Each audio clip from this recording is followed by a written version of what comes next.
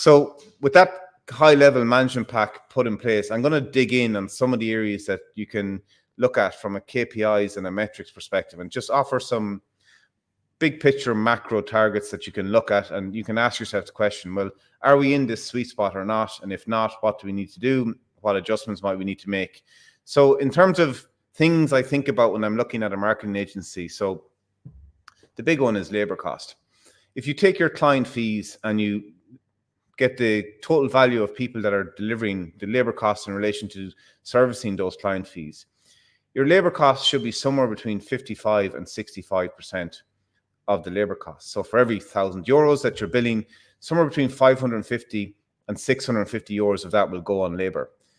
And if it's the case that you look at your monthly billings or your quarterly billings, or even if you print off your P&L for the year that was 2023, if you're spending more than 55 to 65% on labor costs, on client fees, then you probably have no money in the bank. You're probably going to really struggle to get profitability into the business. And it's the thing that you should consider when you're looking at. So if it is the case that you're beyond this sweet spot of 55% to 65% of this client fees being spent on labor cost, the question that arises from that, well, what's the fix? 9 times out of 10, one of the fixes is going to be that you're over servicing clients, which means that everybody's really busy, they're working really hard, but you're not charging for it. And that's quite common in a lot of agencies, especially agencies that are growing reasonably quickly and they don't have those control mechanisms in place from a reporting perspective. There's other things that you could consider looking at, such as revenue per head, and then just looking at revenue per fee earners in your organization. I think in terms of a targeted net profit, I've heard different things from different people who are working with agencies and from different agencies owners. I think it's very hard to target net profitability of plus 25% when you're actually trying to invest in growth and hiring people and so on. It's more likely going to be below 15%. So I don't like.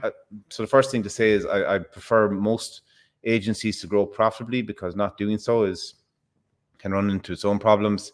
But it's very hard to be highly profitable and grow at the same time. So I think somewhere between 10 and 15% is a sweet spot. If you are growing, that means you're profitable, but you're still investing in growth. And I'll touch on that in just a few moments. So as mentioned previously, other KPIs, consider profitability per project.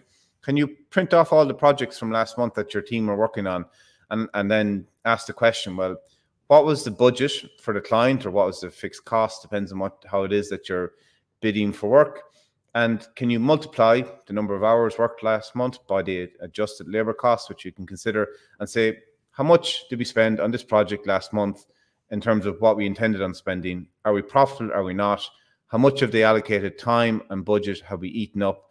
And do we need to sit the client down and say, hey, we took you on, everything's going wonderful, but we under budgeted when we sent out the proposal. So it can often be a chance to upsell if you get a report on a monthly basis that says, hey, we're at 70, 80% in terms of our allocated budget for the month. We need to consider you need to consider buying more hours for us so we can continue on doing a good job.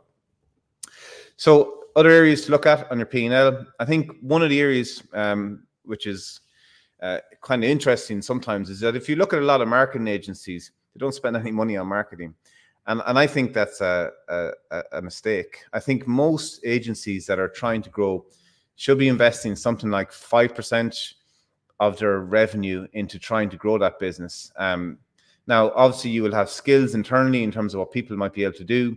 But I think most agencies that I've met, unless you're a sizable agency, tend to focus on a niche. So it might be the case that you're really good at Google Ads, but you don't know anything about PR. Or it might be the case that you're really good at PR, but you don't know anything about Google Ads.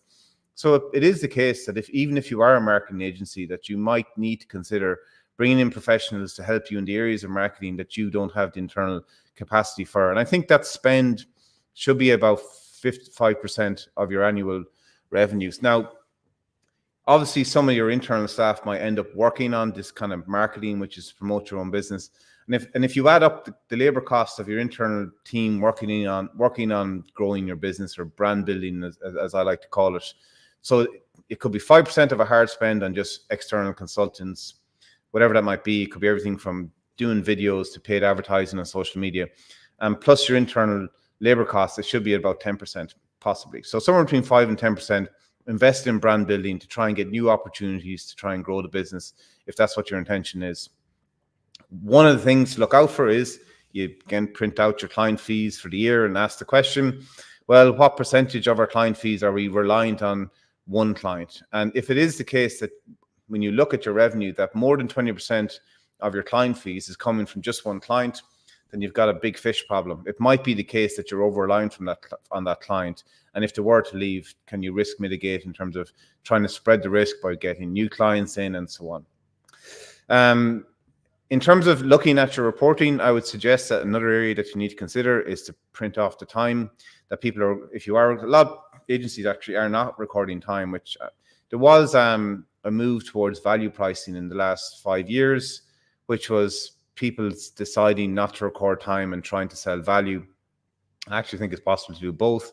And I haven't quite seen anybody implement pure value pricing without it being beneficial at some point to record the time that you're spending on projects.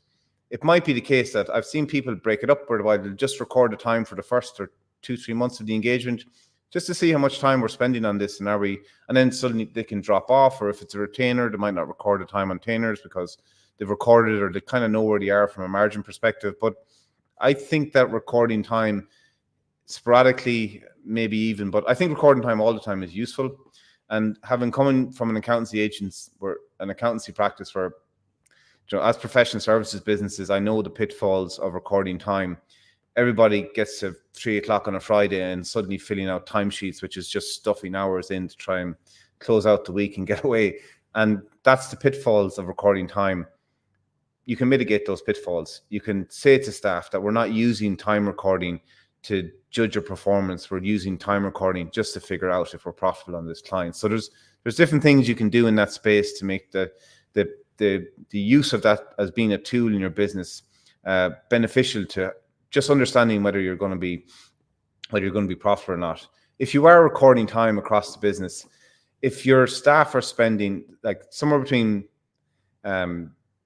I think about 60% is the default mode in terms of if you're looking at your account managers who are in the business to generate fees, what percentage of their weekly hours are they spending on billable hours, which is going out the door, versus admin and traveling to jobs and all that type of thing. So if it is the case that you find that staff are spending less than 60% of their time on billing, then there's probably need to sit down and see, well, what are people spending on their time on? What is the admin that's catching their time that they can't be focused on client services?